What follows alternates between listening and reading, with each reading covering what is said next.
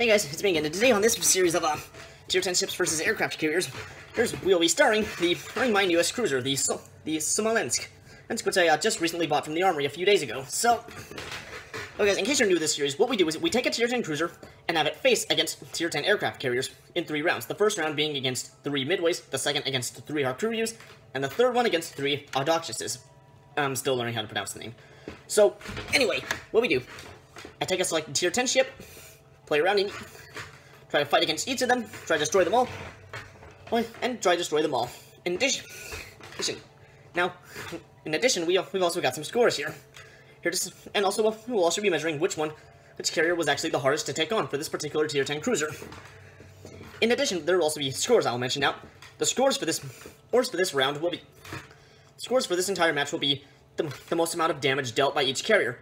At the end of the match, the carrier that has managed to do the most damage wins the fight. So like I've said, I'm using my Smolensk with every recommended slot upgrade, including the steering gears modification 1 for slot 4, and also adding in a few signals, including a detonation flag, and also some various AA flags. I mean, you should be able to. I mean, I will try to show them in video, in the start. So anyway, without further ado, our first round will be my Smolensk versus 3 Midways. And by the way, all of them are have their AI levels set to low.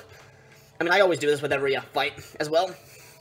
Oh, just that I don't make it really too hard to the point where I have to keep fighting really hard, and yeah, not pleasant for me. So anyway, let's stop talking. Let's fight some Seabees.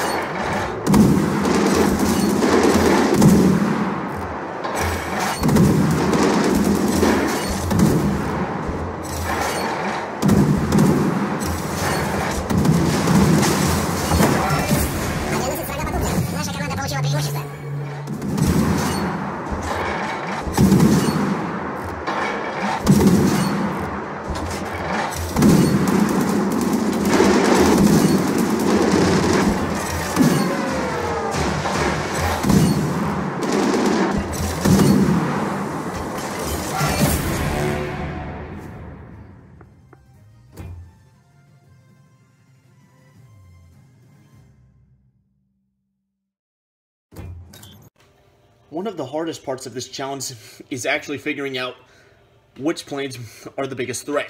You know, it might be maybe the torpedo planes, might be the dive bombers or AP bombers, depending on what you're facing off on. In this case of the Smolensk, I am new to this name. Sorry. Anyway, the biggest threat to the Smolensk is actually the rocket planes, since they were so threatening that the following replay I showed was actually my third attempt. On the first and second attempts I failed mainly due to the wild nature of the rocket planes. Heck, I mean, I even have main armaments modification 1 installed, and yet they even managed to blow up one of my torpedo tubes. So yeah, so they're the big threat right here. But everything else, I mean, I was actually quite surprised to actually see lies with the torpedoes, because even though Smolensk has such horrible armor, I mean, because then again, it does have the lowest HP out of any tier 10 cruiser. For some reason, every time I was struck by torpedoes, they wouldn't flood me. I don't remember if there were any in the third attempt, but there were definitely worse. I definitely remember some cases in the first and second attempts. So, and I was also quite surprised that really the dive bombs the HE bombs didn't seem to struggle to get fires. Heck, the only fires I remember getting were from the rockets. So, really, against aircraft, you might want to treat Smolensk like a destroyer in a way. Since rocket planes are its biggest threat.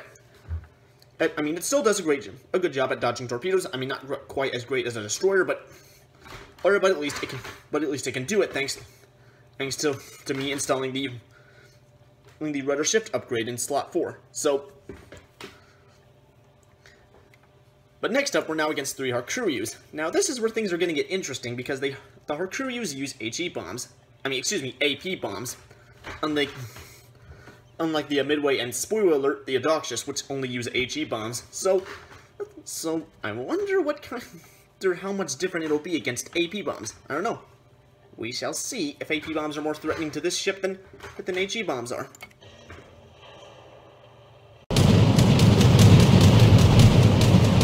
Расчеты ПВО в полной боевой готовности.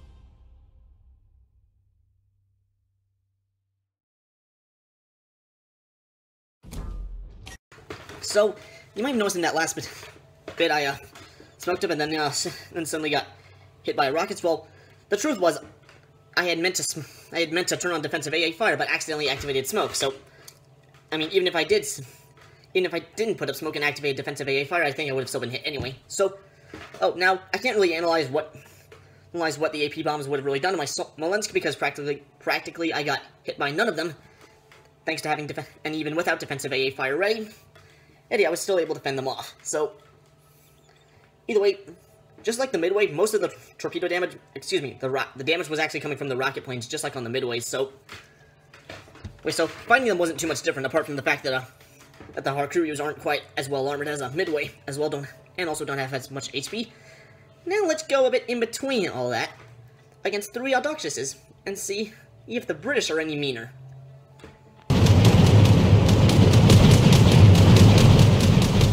Расчеты ПВО в полной боевой готовности.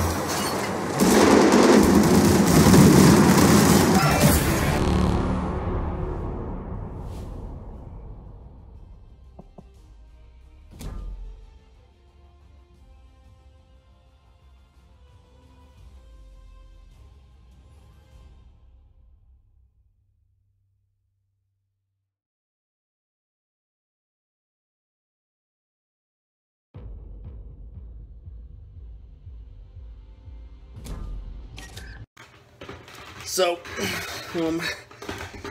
the rocket planes, I'm actually, to my surprise, came up a little bit later than I had expecting. I'm like, where are the rocket planes? He's in that battle. And then when they finally came up, I mean, it took them long enough. So, surprisingly enough, the torpedoes actually did more damage than the rocket. I took more total damage from torpedoes than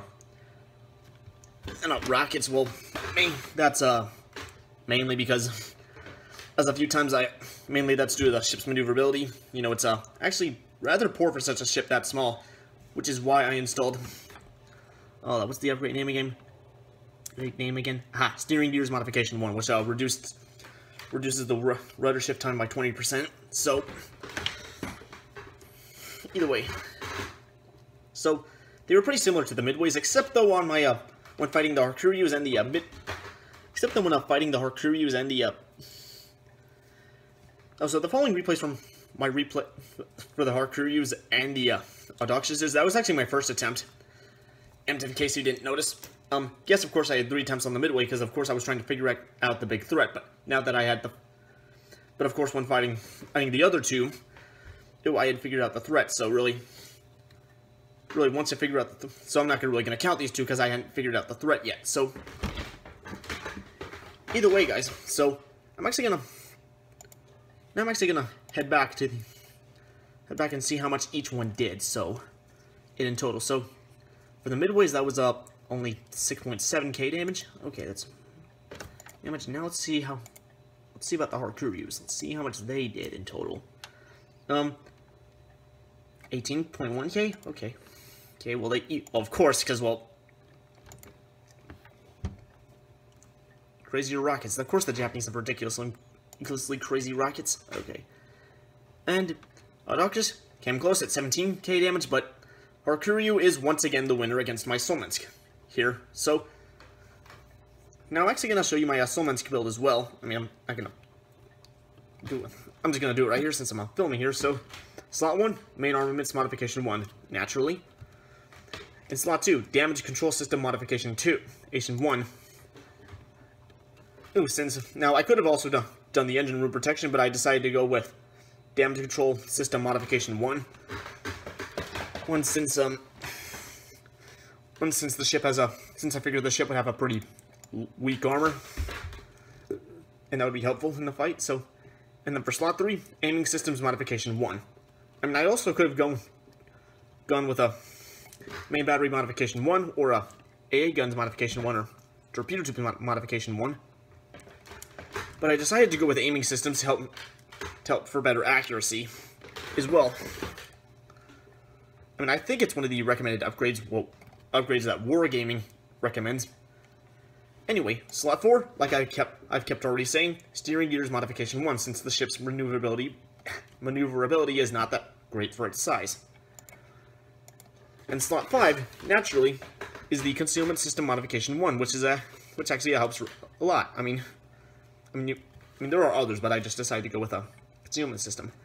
And finally, for slot 6, gun control system modification 2, since the ship has a pretty low torpedo firing range. I mean, even with this modification, the firing range still reaches out to only 16 kilometers. So, I mean, considering the fact that this thing only has a 5.1-inch guns. Yeah, yeah. So, now, I'm actually quite surprised when I'm looking at the armor layout. Pretty much, it's a pretty plain layout, really. I mean, I'm not seeing any torpedo bulges. I mean, it has casemate armor. I mean, I am seeing casemate armor run this thing, so.